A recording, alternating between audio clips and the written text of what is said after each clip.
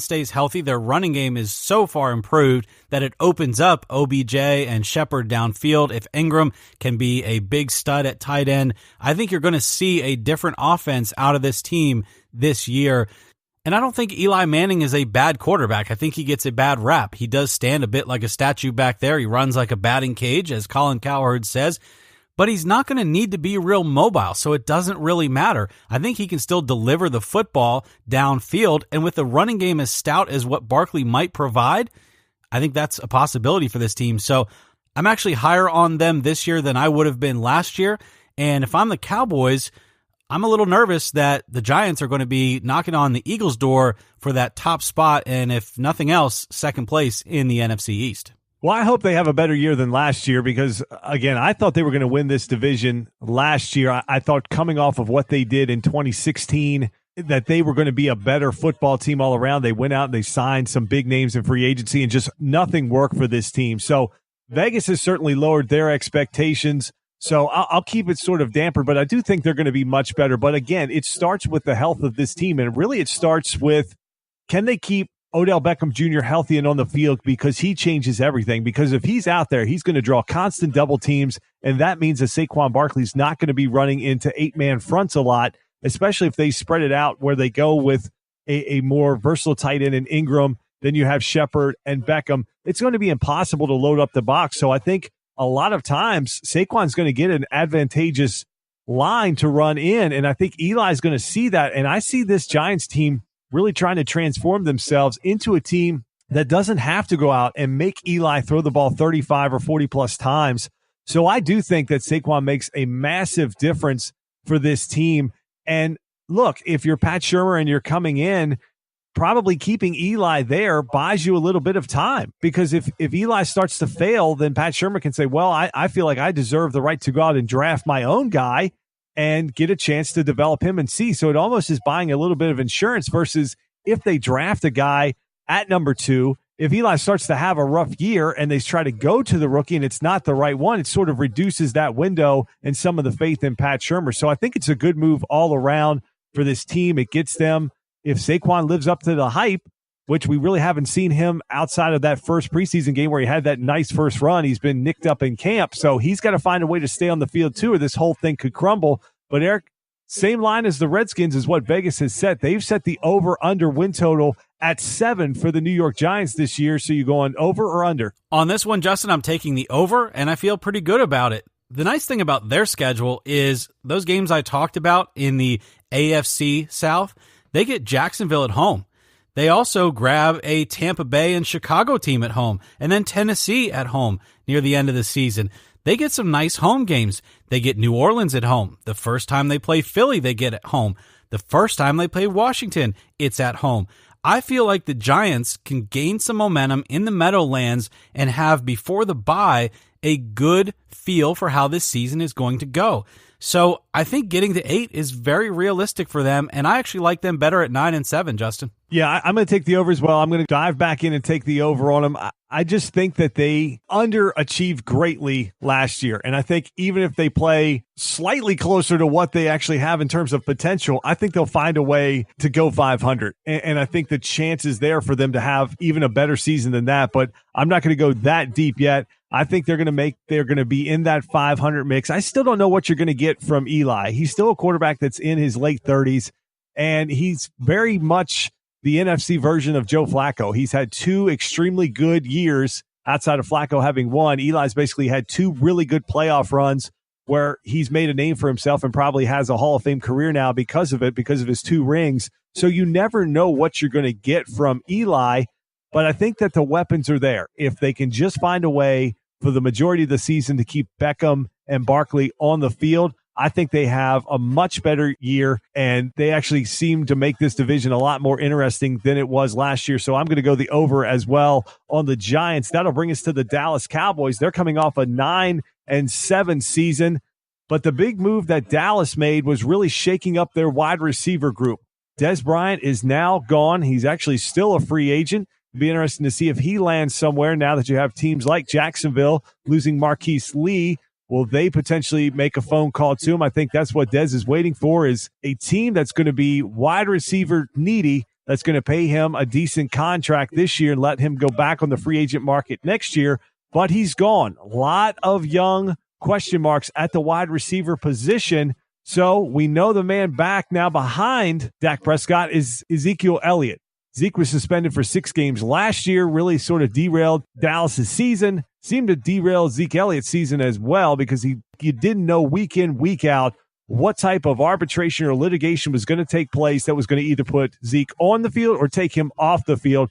But now, Eric, he is the focal point of this Dallas Cowboys team. So can he be trusted to be the main man in Dallas? I think he can. I think he's every bit as good as everyone thinks he is. And now we've got that situation behind him. I think that was a really, really big dark cloud on their season last year. And I think that really went over the whole team. I mean, Dak Prescott had some regression. Dez Bryant was a bit of a problem child. Dez could have been really affected by the fact that they weren't winning enough. He wasn't getting the ball enough. Then you have Zeke on the field, off the field. I think the Dallas Cowboys can see their season last year as a huge disappointment. So you'd have to feel like this year is going to be better. But with Dez Bryant gone, that could be a new energy among the wide receiver core, some new opportunities for the other receivers to shine. But who are those other receivers? We'll talk about that as the season goes on.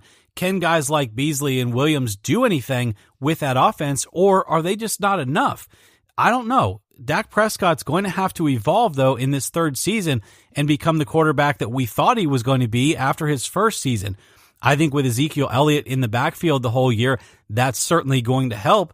But I still think Dallas needs more weapons. Jason Witten has retired. There's some foundational pieces that are gone on that team.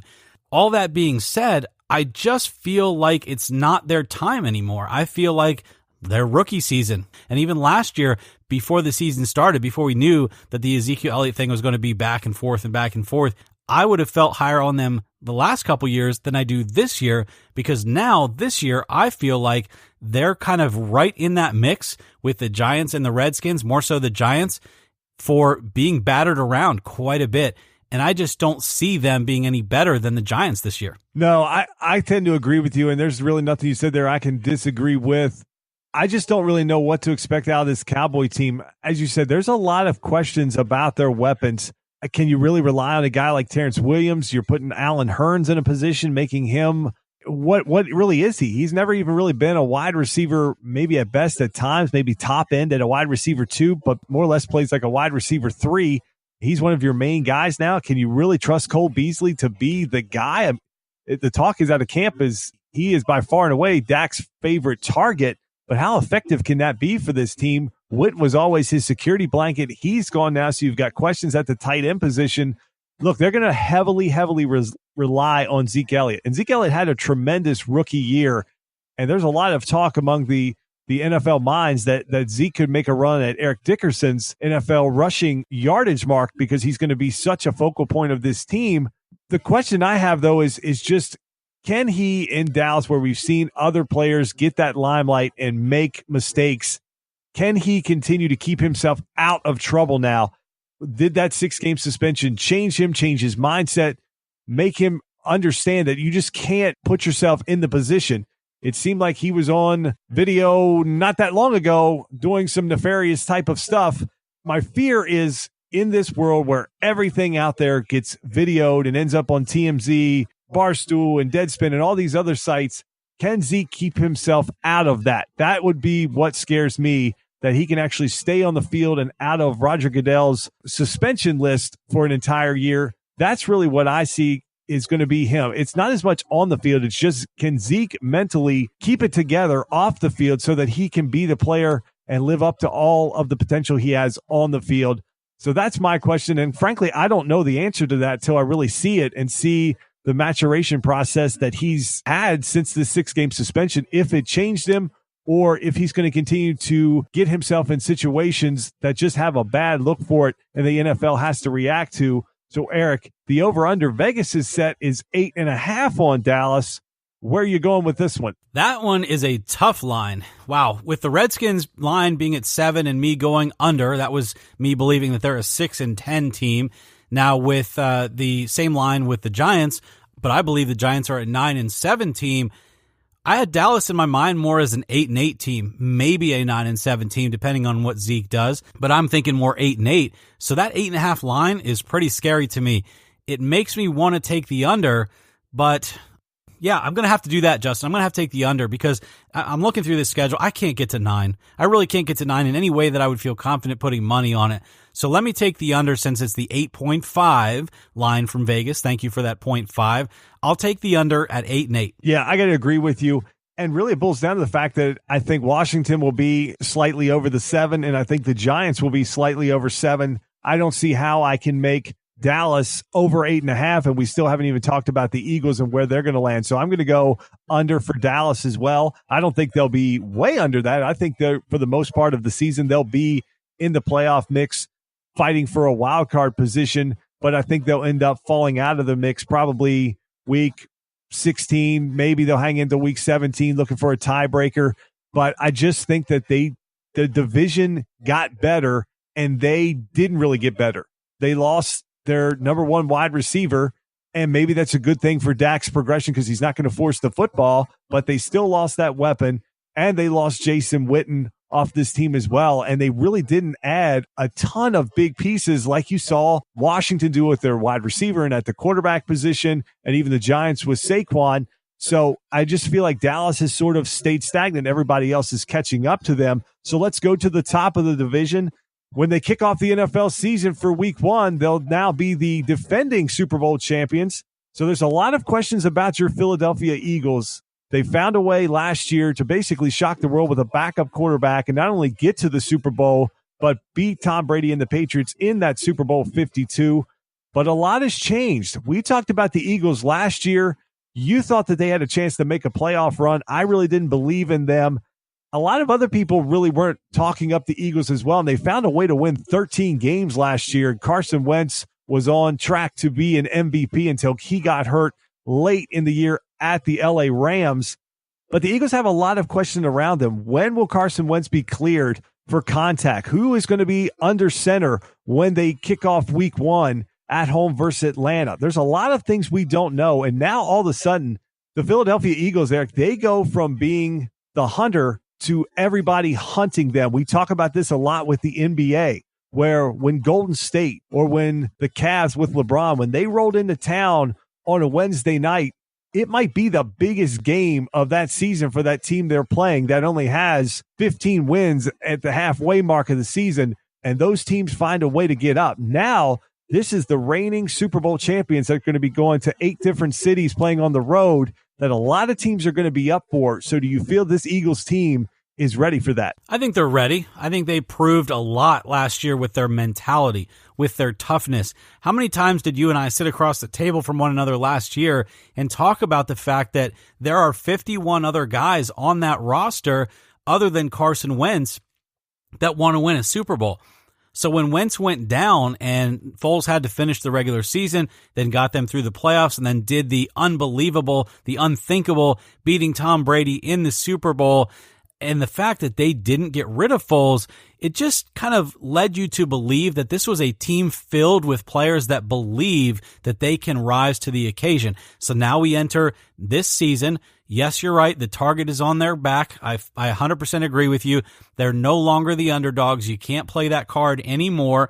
Nick Foles can't even play the, oh, poor me, I'm just Nick Foles card. He's obviously a good quarterback. He shined in those playoffs last year, and I think the expectations for Nick Foles will be higher. Now, we saw with Nick Foles that he always seemed to do better with that backup secondary role than he did when he was handed the keys to the car as a starter. So if Foles goes into this season as the starter and needs to get the Eagles through the first few weeks, is that going to be okay, or is he going to struggle with that amount of pressure? That's not to be seen yet. However, the other thing that makes me nervous is that Blount is gone. Ajayi is the guy, and if you've listened to this show last year, you know that I like Ajayi. I think he was a fantastic addition for the Eagles last year. But him and Blount were one heck of a 1-2 punch. Now, you're eventually going to have Sproles back in the mix. You've got other younger, talented running backs as well, but Ajayi now is going to be the guy, at least for that first down, second down action. He's got to rise to that occasion. Your wide receivers? Yeah, I don't know. Obviously Alshon Jeffrey